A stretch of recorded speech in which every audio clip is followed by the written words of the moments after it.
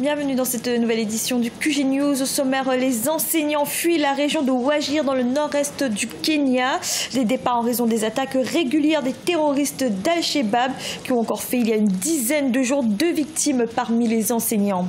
Un nouveau vaccin contre la typhoïde au Malawi. Le pays teste depuis le début du mois de février un vaccin approuvé par l'Organisation mondiale de la santé censé remplacer le traitement par antibiotiques qui reste très coûteux. Et le Festival international de la mode au Togo, le FIMA 228, a fermé ses portes. Cette 5e édition a permis à une vingtaine de stylistes du pays de présenter leurs dernières créations. Mais tout d'abord, en Afrique du Sud, c'est un équilibre qu'a voulu trouver le nouveau chef de l'État, Cyril Ramaphosa, en nommant ce lundi son premier gouvernement. Une équipe ministérielle entre renouveau et continuité. Et pour cause, le président sud-africain a rappelé plusieurs ministres qui avaient été remerciés sous son prédécesseur Jacob Zuma.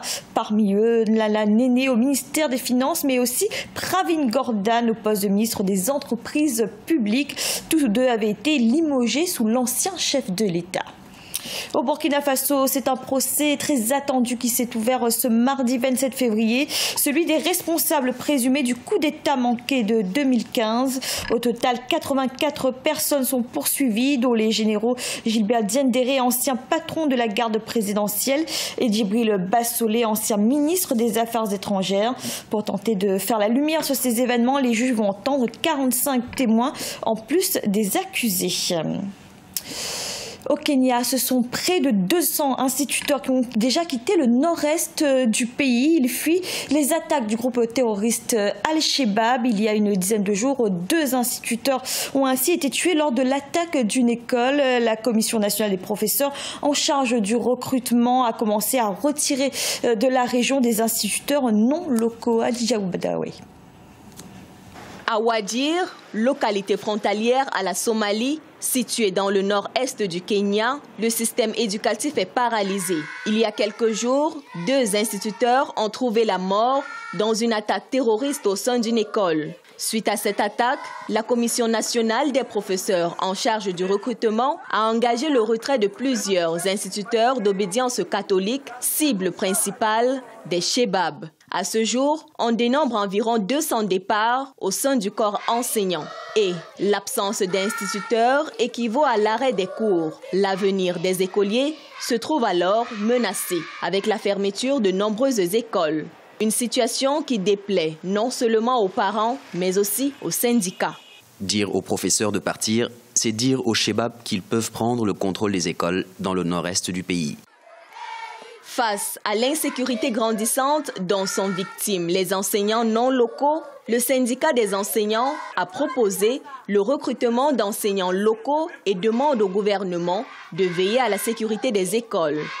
La réponse à la menace terroriste implique les capacités des États africains à répondre non seulement de façon militaire, mais également sur les autres dimensions qu'exploitent les groupes terroristes, à savoir le délaissement des populations de certaines régions par les services de l'État, qui en font des zones grises. Les réponses ne sont pas seulement militaires, elles sont même de gouvernance politique et économique.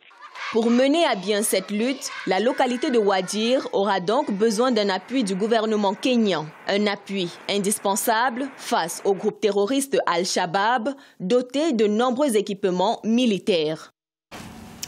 Au Malawi, un nouveau vaccin contre la typhoïde est actuellement à l'essai. C'est le premier pays africain à utiliser un vaccin pour lutter contre cette maladie. La fièvre typhoïde est habituellement traitée par des antibiotiques, mais l'accès aux antibiotiques dans les régions reculées reste encore très limité. Solange Dubois.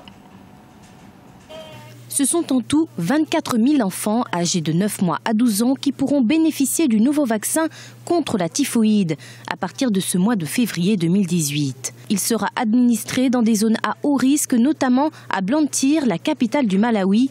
Ces essais permettront de tester l'efficacité du vaccin sur une période allant jusqu'à 6 mois. Beaucoup de parents sont sceptiques à propos du vaccin, mais je sais que ce sera utile. Nous devons seulement penser à protéger nos enfants et nos bébés, car la typhoïde fait de nombreuses victimes tant dans les zones rurales que dans les zones urbaines. Sur une population d'environ 140 373, 100 cas de typhoïde ont déjà été décelés depuis le début de l'année 2018. 2018. Hautement contagieuse, cette maladie est généralement contractée en consommant des aliments ou des boissons contaminées. Environ 1 cas sur 100 est mortel et environ 3% des personnes infectées deviennent des porteurs chroniques de la maladie. Il y a environ 5 ans, il y avait peu de typhoïde ici, mais nous avons constaté un regain de cette maladie, non seulement à Blantyre, mais dans d'autres grandes villes d'Afrique. Il s'agit d'une nouvelle souche de typhoïde qui vient du sous-continent indien et qui est multirésistante, ce qui signifie qu'elle se transmet et se propage très rapidement. La fièvre typhoïde touche entre 12 et 20 millions de personnes dans le monde selon l'Organisation mondiale de la santé, particulièrement dans les régions où la qualité de l'eau et l'assainissement est faible. 85 millions de dollars ont déjà été alloués en 2017 par l'Alliance mondiale pour les vaccins afin de soutenir les recherches ainsi que prévenir du risque de maladie. Au Togo, le FIMO 228 a refermé ses portes. Le Festival international de la mode s'est achevé ce dimanche après 6 jours de défilé. 20 créateurs étaient présents pour cette 5e édition. Une édition qui a été un succès puisque l'événement a comptabilisé plus de 5000 visiteurs. Reportage de notre correspondante Aimé Fakofi. C'est un podium qui offre la possibilité aux stylistes, designers et mannequins venus des 4 coins du continent et de la diaspora de mettre en valeur leur potentialité et accroître leur visibilité. La 5e édition du Festival international de la mode au Togo a réuni du 20 au 25 février plus de 20 créateurs africains, 1500 participants et 5000 visiteurs. Le défilé VIP est l'une des activités phares du festival avec des présentations originales. Entre autres participants au titre de designer, le Togolais Azuma Hiler avec sa collection à laquelle il a consacré au moins 1 an et demi. Pour cette année, le nom de ma collection c'est Wezon. Parce que cette année, j'ai enlevé beaucoup de motifs. Ça fait 70 741 motifs que j'ai enlevés dans le panier. Imagine combien de pagnes que j'ai acheté cette année. Quand j'ai décidé de rentrer chez moi, évidemment, je voyais nos mamans tisser les pagnes tissées. Pourquoi ces matières-là, on ne les retrouve pas sur les podiums internationaux lors des défilés? Et je me suis dit, mais il faut bien qu'on puisse mettre notre propre matière première en valeur. L'Afrique est remplie de plus de femmes rondes que de femmes minces. Donc, il serait bien d'insérer souvent, oui, assez régulièrement, des collections destinées aux femmes rondes. J'ai fait cette collection pour passer ce message. Et aussi pour dire aux filles rondes que nous ne sommes pas moches avec nos rondeurs. Il suffit juste de s'accepter comme on est et de savoir mettre en valeur nos atouts. L'édition 5 du FIMO 228, selon le promoteur, est la plus riche et la plus grande de toutes les éditions précédentes, avec à la clé des expositions, des ventes privées et défilés grand public. Le bilan est positif d'ailleurs, parce que déjà, on avait démarré en 2014 par un événement et aujourd'hui nous parlons d'un festival de mode. Donc ce qui veut dire que chaque année on progresse, on innove. La 6e édition se veut plus haute en couleur pour le rayonnement de la mode togolaise, voire africaine, dans toutes ses composantes. L'ambition des organisateurs du FIMO 228 est de faire du Togo un pôle important de la mode en Afrique. Ce journal a été réalisé par l'ensemble de la rédaction. Merci de l'avoir suivi. Retrouvez dans un instant une nouvelle édition de l'information.